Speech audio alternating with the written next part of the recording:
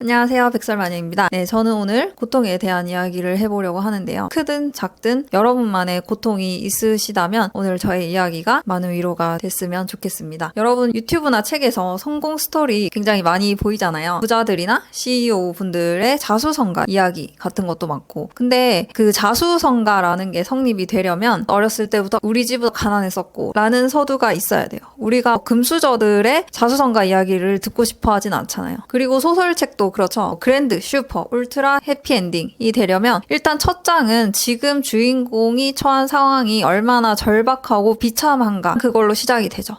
그래서 전 세계에서 제일 유명한 소설 해리포터도 일단 해리포터가 완전 갓난아기일 때 부모님 두 분 다 교통사고로 돌아가셨고, 또 동갑 사촌한테 평생 동안 괴롭힘을 당하면서 살고 있었죠. 또 다른 소설책 29 생일 1년 뒤에 죽기로 결심하다, 에서도 주인공이 29 자기 생일에 남자친구도 없고 친구도 없고 혼자서 편의점에 가서 조각 케이크를 사와가지고 원룸에서 생일 파티를 하려고 하는데 그 케이크가 방바닥에 턱 떨어져요. 그래서 갑자기 온갖 짜증이 다 치밀어 올라가지고 막 울다가 그냥 죽어야겠다 이렇게 생각을 합니다. 근데 이게 정말 많은 베스트셀러들의 법칙이더라고요. 제일 첫 장이 비참하면 비참할수록 소설책이 잘 팔려요. 그래서 독자들이 사이코패스가 아닌 이상 그 이야기를 읽었을 때 무조건 동정할 수밖에 없는, 그러면서 슬쩍 무의식에서는 위안이라는 쾌감이 들죠. 그래도 내 상황이 지금 주인공 얘보다는 낫네. 그래서 실연, 실직, 사업 실패, 가족의 죽음,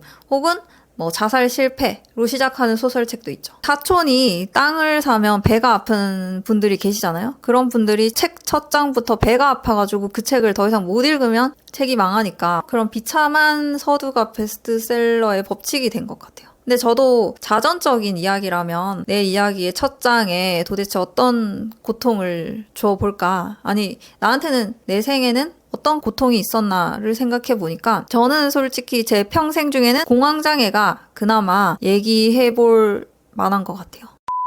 여러분들이 언젠가는 아기를 낳으실 수도 있는데, 그러면은 이걸 기억하셔야 돼요. 아기들은 생후 18개월이 되면 안 까먹으시겠죠? 딱 18개월부터 한 3, 4개월 정도는 엄마 아빠를 정말 힘들게 합니다. 그래서 진짜 미칠 것 같거든요. 저는 실제로 그 기간에 처음으로 정신과를 가게 됐죠. 그래서 공황장애 진단을 받았어요. 제 생각에 딱 그 시기가 아기들이 자신의 자아, 그러니까 자기의 그 타고난 호불호가 밑에서부터 막 각성이 돼서 올라오는 것 같아. 그래서 막 터져 나오는 거죠. 이게 좋아. 난 저거 싫어. 그리고 나는 엄마가 제일 좋아. 라는 호불호가 명확하게 생깁니다. 그전에는 아빠랑 있어도 상관이 없는데 딱 그 기간에는 엄마만 찾아요.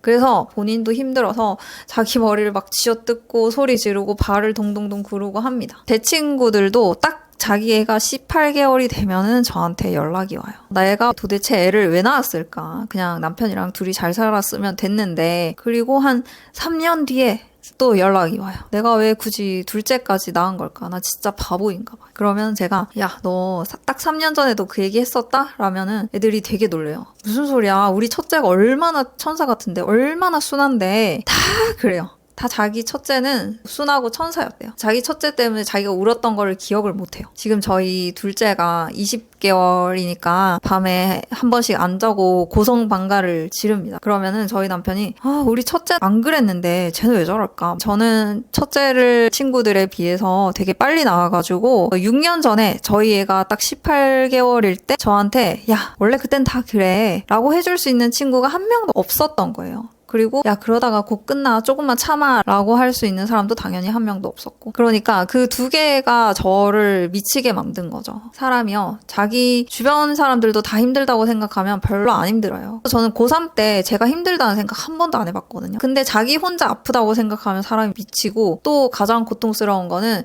이 고통이 영원히 끝나지 않을 거라는 그 착각 때문에 생깁니다. 제가 앞으로 평생 저렇게 성질 부리면 어떡하지? 라는 생각이 저를 힘들게 하는 거예요. 근데 반드시 모든 고통은 끝이 납니다. 어떤 식으로든 그런 고강도의 에너지가 그렇게 장시간 발산될 수가 없거든요. 우리가 이 코로나 때문에 세상이 막 멸망하는 줄 알았잖아요. 인종이 멸종할 줄 알았잖아요. 근데도 3년 만에 마스크를 벗는 것처럼 그렇게 자연적으로 발생한 일이든 인간들이 만들어낸 고통이든 그런 고강도의 에너지는 장시간 발산되기가 힘듭니다. 가끔 실연으로 고통받는 어린 설탕이 분들이 DM 오면은 제가 꼭 해드리는 이야기도 그런 맥락이에요. 너만 그렇게 힘든 거 아니다. 다들 정말 본인이 로미오 줄리엣처럼 세기의 사랑을 해가지고 다 자기만큼 힘든 사람은 이 세상에 없다고 생각을 하고 또 그 고통이 영원할 거라고 정말 믿어 의심치 않더라고요. 저는 앞으로 평생 남자를 못 만날 것 같아요. 라는 이야기를 제가 살면서 200번은 들은 것 같은데 다 구라뻥이죠. 야동을 안 본 사람은 있어도 한 번 본 사람은 없다고요. 다 새 남친, 새 여친 만납니다. 결혼도 해본 사람이 결국엔 또 재혼하죠. 못 끊습니다. 까먹거든요. 다들 우리 첫째는 천사였어 하는 것처럼. 작년에 또 취준 생활로 너무 힘들어가지고 우울증 걸린 설탕이가 연락이 왔었어요. 그래서 제가 병원 무서워하지 말고 꼭 가라고 얘기를 했거든요. 그리고 딱 6개월 뒤에 본인이 원하는 곳에 합격을 했다고 또 연락이 오셨어요. 그때 설탕이가 해준 말이 되게 인상 깊었던 게 마녀님 얘기 듣고 제가 용기를 내서 정신과에 찾아갔더니 취준 우울증에 걸린 청년들이 바글바글바글 해서 사실 너무 위안이 됐습니다. 라고 하는 거예요. 그러니까 본인만 힘든 게 아니라는 게 진짜 솔직히 가장 큰 위로가 되는 것 같아요. 이게 또래들이 다 겪는 일이구나. 그리고 제가 아직도 우울증 약 드시냐고 하니까 의사 선생님이 합격만 하면 다 나을 거라고 하셔서 진짜 합격한 뒤로는 약도 안 먹고 잘 지내고 있습니다. 라고 하시는 거예요. 이 고통이라는 거에 대해서 첫 번째는 실연이든 취준이든 또래들이 비슷하게 겪는 일이라는 거를 생각하시고 또 두 번째는 그 고통이 반드시 끝이 난다는 겁니다. 다시 제 이야기로 돌아오자면 이 공황장애라는 게 딱 한 줄로 어떻게 정의를 할 수 있냐면 나는 곧 죽는다라는 착각을 한다는 거예요. 왜냐면 이게 어느 순간 밑도 끝도 없이 자율신경계에 오작동이 나면서 심장이 이상하게 뛰기 시작해요. 근데 심장이 이상하게 뛰니까 그러면 당연히 사람들이 나 죽는 건가? 이런 생각이 들잖아요. 그러면은 그 생각 때문에 또 흥분되고 난리치고 악순환이 일어나는 겁니다. 근데 아까도 말씀드렸듯이 그런 고강도의 에너지가 장시간 발산될 수가 없어요. 그래서 이것도 10분이나 30분 안에 끝이 나거든요. 그런 식으로 저의 이 뇌와 오장육부가 막 생사를 오가는데 겉으로는 진짜 아무 변화가 없어요. 보통 사람이면 얼굴이 하얗게 질리려나? 나는 원래 하얘니까. 그래서 제 친구들이든 뭐 가족이든 남편이든 저랑 같이 있어도 그걸 모르거든요. 그리고 저희 남편은 그렇게 공감 능력이 좋으신데도 저의 이 공황장애에 대해서 전혀 공감을 못 해주세요. 솔직히 그냥 일반인이 듣기에는 그렇잖아요. 뭐 갑자기 죽는다는 생각이 든대. 라고 저도 만약 이걸 못 겪어봤으면 이해를 못했을 것 같아요. 근데 그런 고통을 처음으로 겪고 나서 제가 깨달은 거는 사람이 이렇게 죽다 살아났다는 거는 때가 왔다는 것이다. 많은 사람들이 교통사고를 당하거나 암에 걸렸다가 되살아났다거나 하면은 자기 하고 싶은 대로 살게 되잖아요. 갑자기. 그래서 저도 더 이상 뭔가를 미룰 수가 없게 된 것 같아요. 퇴사를 하게 된 거죠.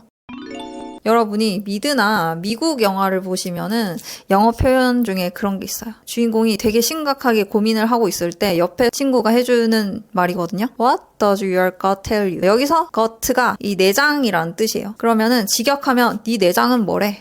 네가 그렇게 고민하고 있는 거에 대해서 네 내장은 어떻게 생각을 하는데 여러분이 만약에 누구를 만났다거나 아니면 어떤 특정 장소를 갔는데 그때마다 체한다거나 토하거나 설사를 한다거나 그러면은 그거는 여러분의 위나 대장이 그 사람이나 그 장소를 본능적으로 기피한다는 뜻이에요. 인간에게 남아있는 얼마 없는 본능 중에 하나인 거죠. 그래서 여러분의 대장의 의견을 무시하시면 절대 안 됩니다. 사실 저도 제가 공황장애 판정을 받기 전에 제가 살았던 그 공간이 되게 마음에 안 들었어요. 그래서 18개월 동안 정말 하루도 안 빠지고 매일 설사를 했는데 이게 정상인의 뇌였으면은 당연히 내과를 찾아갔을 거 아니에요. 근데 그때는 제가 말 그대로 제정신이 아니었던 거죠. 그러다가 어느 날 갑자기 시어머님한테 어머니 저 아기 낳았을 때부터 지금까지 매일매일 설사하고 있어요. 라고 얘기를 한 거예요. 그러니까 완전 깜짝 놀라시죠. 그래서 아직도 병원 안 가고 뭐 했냐고 막 뭐라 하시는 거예요. 그제서야 그 생각이 드는 거야. 아 맞다. 왜 병원을 안 갔지? 근데 그때 저도 내과가 아니라 정신과를 가야 되는 거 아닌가라는 생각이 계속 있었으니까 정신과에 가기 싫어서 자기 부정을 하던 시기였던 거죠. 결국에는 저희 엄마랑 일단 내과를 갔어요. 의사 선생님이 제 나이랑 아기 개월 수를 들으시더니 제 몸에 손도 안 대고 진찰도 안 하시고 이렇게 젊은 나이에는 그런 중환에 걸리지 않는다. 아기를 어린이집에 보내고 정신과 약을 먹어야지 이게 낫는다라고 하시는 거예요. 정말 명의셨던 거죠. 그래서 일단 약을 먹으면서 이사 준비를 하기 시작했고, 그리고 이사를 하게 된 바로 그날 저희 애는 어린이집에 들어가게 됐습니다. 그때가 22개월이었고 올해는 이제 초등학교 2학년이 돼요.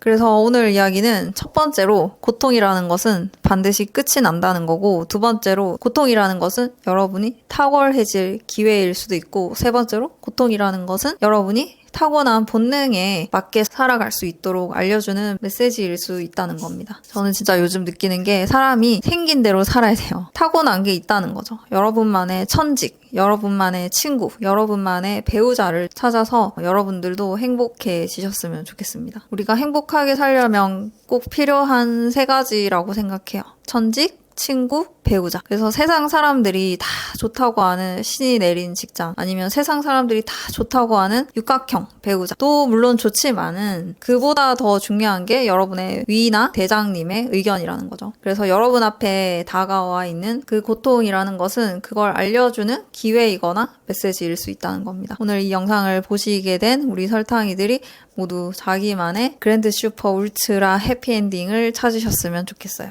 그럼 우린 다음 시간에 다시 만나요. 안녕. 살바. 오늘 이야기는 베로니카 죽기로 결심하다 책을 읽고 영감을 받아서 하게 됐습니다. 이 이야기의 배경지가 정신병원이라서 좀 대표적인 정신과 병을 가지고 있는 환자들이 나와요. 뭐 우울증, 공황장애, 정신분열증, 무기력증 정도? 그 중에 공황장애 환자 파트를 보면서 되게 위로가 되더라고요. 이 기분을 이렇게 묘사를 해주는 사람이 있구나. 이 작가님이 너무 유명한 분이시죠. 파울로 코엘료. 정신병원에 3번이나 수감되셨다는데 이분 책 중에 제일 유명한 연금술사. 전 세계에 120여 개국에서 번역이 됐고 2천만 부가 넘게 팔렸습니다. 사실 좀 더 극단적인 표현을 하자면 공경은 곧 유명해질 기회다라는 말이 있어요. 그래서 고통 극복 스토리가 없는 유명 인사들은 사실 토크쇼에도 잘 못 나옵니다. 그분들이 나오셔서 저는 태어날 때부터 예쁘고 잘생겨가지고 연예인이 됐습니다. 아니면 저는 대치동 키드이고 이번에 서울대 수석으로 합격을 했습니다. 이런 얘기는 아무도 듣고 싶어 하지 않거든요. 욕먹습니다. 그래서 지금 여러분이 겪고 계시는 그 공경이 여러분을 더 매력적인 사람으로 만들어 줄 수 있는 언젠가는 필요한 성공 스토리텔링을 위한 MSG라고 생각을 해보시는 것도 좀 위안이 되지 않을까 싶어요. 제가 오늘 이렇게 공황장애 이야기를 꺼낸 것처럼 말이죠. 그래서 정말 생사를 오가는 고통이라는 것은 여러분이 탁월해질 기회이거나 여러분이 타고난 호불호를 알아챌 수 있는 기회, 혹은 더 유명해질 수 있는 기회가 되어줄 겁니다. 그래서 이 고통이 끝나는 날 여러분이 이 어두운 터널 끝에서 더 멋진 사람이 되어 있을 것이라는 그 확신을 가지고 그 모습을 상상해 보셨으면 좋겠어요. 오늘 이야기는 여기까지입니다. 우리 설탕이들 모두 힘내세요. 안녕. 살바.